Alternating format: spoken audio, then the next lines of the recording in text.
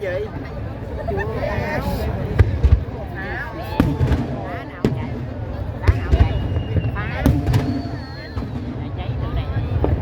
Lá chứ. Trời nó bay mắt em luôn chị. Mà la này còn bay xuống tàn. Nó bay xuống nó tàn rồi mà. Tàn đâu tàn. Coi đi tập trung vô coi anh.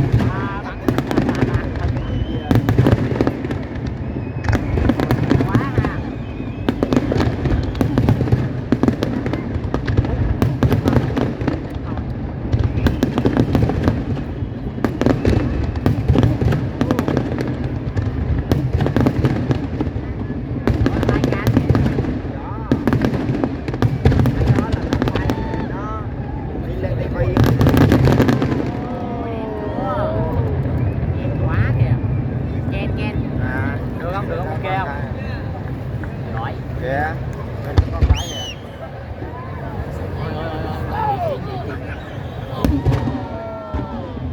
Không, quả nó đẹp á mày, có dễ trơn rồi. Rồi nó bay cao nữa rồi, chết rồi. Anh thấy cái fly mà cam di chuyển nó Bay cao vậy là bắn quả cao lắm á.